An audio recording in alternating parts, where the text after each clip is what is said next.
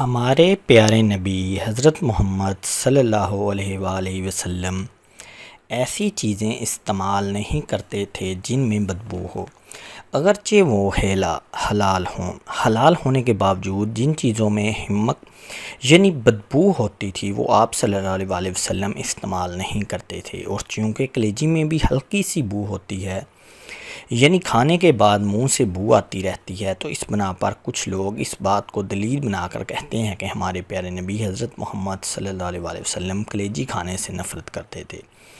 کلیجی خون سے بنتی ہے، اس لیے اس میں بو تو ہر وقت موجود رہتی ہے، لیکن کیا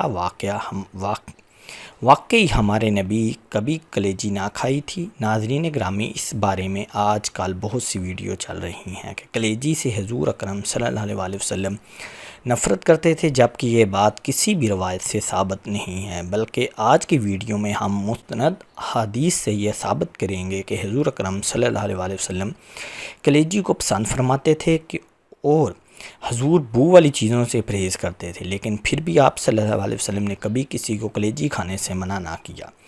کلیجی کھانے کے بے شمار طبی فوائد بھی ہیں جنہیں ہم ویڈیو کے آخر میں جانیں گے۔ آئیے اب ہم بات کرتے ہیں کلیجی کے بارے میں شریعت اسلامی کیا کہتی ہے۔ آیا کہ ہمارے پیارے نبی حضرت محمد صلی اللہ علیہ وسلم کلیجی کھایا کرتے تھے یا نہیں؟ کیا انہوں نے کلیجی کے بارے میں صحابہ کرام رضوان اللہ اجمعین کو کلیجی کھانے کی ترغیب دی یا نہیں؟ آئیے ہم آپ کو سرور کائنات حضرت محمد صلی اللہ علیہ وسلم کے ارشادات کی روشنی میں کلیجی کے بارے میں بتاتے ہیں کہ جس چیز میں اتنے زیادہ فوائد ہیں، آیا کہ وہ حلال ہے یا نہیں۔ ابن ماجہ کی حدیث ہے کہ حضور اکرم صلی اللہ علیہ وسلم نے فرمایا، تمہارے لیے 2 مردار اور 2 قسم کے خون حلال کیے گئے ہیں۔ رہے 2 مردار تو وہ مچھلی اور ٹڈی ہے، جبکہ 2 قسم کے خون کلیجی اور تلی ہے۔ ناظرین گرامی، صحیح مسلم کی حدیث نمبر 1807 میں ہے کہ حضرت بلال نے ان اونٹوں میں سے جو کہ لٹیروں سے چھینے گئے تھے، ایک اونٹ کو ذبح کیا اور اس کی کلیجی اور کوہان کو حضور اکرم صلی اللہ علیہ وسلم کے لیے بونا۔ اسی طرح امام بہقی روایت کرتے ہیں کہ حضرت بریرہ رضی اللہ تعالیٰ عنہ سے مروی ہے کہ نبی کریم صلی اللہ علیہ وسلم عید الفطر کے دن اپنے گھر سے کچھ کھائے پیے بغیر نہیں نکلتے تھے، اور عید الاضحیٰ کے دن نماز عید سے فارغ ہو کر آنے تک کچھ کھاتے پیتے نہ تھے، اور آپ قربانی کے جانور میں سے ابتدا کلیجی تناول فرماتے تھے۔ اس حدیث سے یہ ثابت ہوتا ہے کہ قربانی کرنے کے بعد سب سے پہلے جانور کی کلیجی کھانا ہمارے پیارے نبی آقا دو عالم صلی اللہ علیہ وسلم کی سنت ہے۔ اسی طرح صحیح مسلم کی حدیث نمبر 2056 میں ہے کہ حضرت عبد الرحمن فرماتے ہیں کہ ہمارے رسول صلی اللہ علیہ وسلم کے ساتھ 130 آدمی تھے۔ آپ صلی اللہ علیہ وسلم نے فرمایا کہ کیا کسی کے پاس کھانا ہے؟ ایک شخص کے پاس ایک ضائع اناج نکلا، یا تھوڑا کم یا زیادہ، پھر وہ سب گوندا گیا۔ پھر ایک مشرک آیا جس کے بال بکھرے ہوئے تھے، لمبا، بکریاں لے کر ہانکتا ہوا۔ رسول پاک صلی اللہ علیہ وسلم نے فرمایا، آپ نے فرمایا کہ تم بکری بیچتا ہے یا ہدیہ دیتا ہے؟ اس نے کہا، نہیں، بیچتا ہوں۔ آپ صلی اللہ علیہ وسلم نے فرمایا، اس سے ایک بکری خریدی تو اس کا گوشت تیار کیا گیا، اور آپ صلی اللہ علیہ وسلم نے کلیجی، گردے، دل وغیرہ کو موننے کا حکم دیا۔ حضرت عبدالرحمن کہتے ہیں کہ اللہ کی قسم، رسول صلی اللہ علیہ وسلم نے 130 آدمیوں میں سے ہر ایک شخص کو اس کلیجی وغیرہ کا ایک ٹکڑا دیا۔ جو شخص موجود تھا اس کو دے دیا، اور جو موجود نہیں تھا اس کے لیے رکھ لیا۔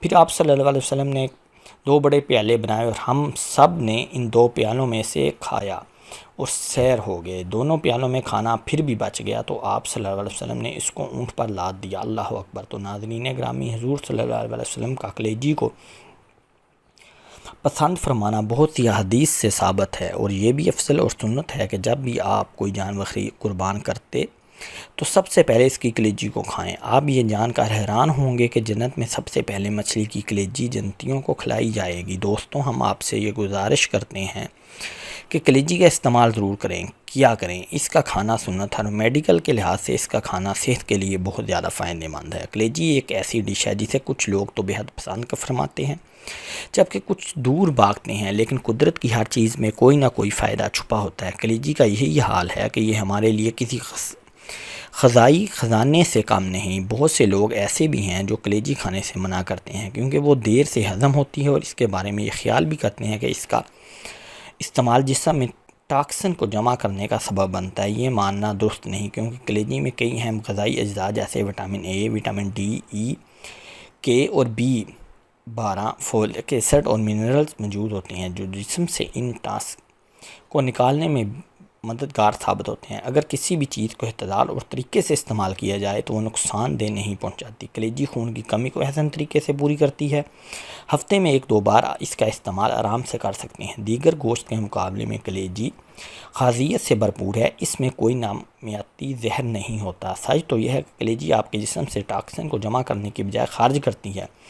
تھکاوٹ سے لڑنے میں اس کی تاثیر بہترین ہے۔ کلیجی وٹامن، منرل اور فیٹ سے بھرپور ہوتی ہے۔ آپ کا جسم وٹامن B، کلیجی میں موجود کاپر آپ کے میٹابولزم کو سپورٹ کرتے ہیں۔ جب آپ اپنی کاپر حاصل کرتے ہیں اور آپ کا 13 اونس کلیجی کا mg روزمرہ کی غذا سے 9% تک حاصل کر سکتے ہیں۔ دمبے کی کلیجی آپ کو اس کی mg استعمال کریں تو آپ 12 آدھی مقدار دیتی ہیں۔ ناظرین گرامی، بہت سے لوگ خاص طور پر حاملہ خواتین آئرن کی کمی کا شکار ہوتی ہیں، جبکہ کلیجی آئرن کا خزانہ ہے۔ کلیجی غذائیت سے بھرپور ہوتی ہے، اگر آپ اسے اپنی غذا میں شامل کریں تو بہت سی دائمی بیماریوں سے بچ سکتے ہیں۔ یہ ہمارے دماغ کو صحت مند رکھنے میں مدد کرتی ہے۔ اعصابی نظام کی کئی بیماریاں وٹامن B کی کمی سے ہوتی ہیں۔ اگر آپ ایسی کسی بھی علامت کا ہلکا سا اندیشہ ہو، جیسے سوچنے اور یاد رکھنے میں دشواری، اعصابی کمزوری، نفسیاتی کمزوری، تو توازن کی کمی، ہاتھ اور پاؤں کا سن ہونا اور پریشان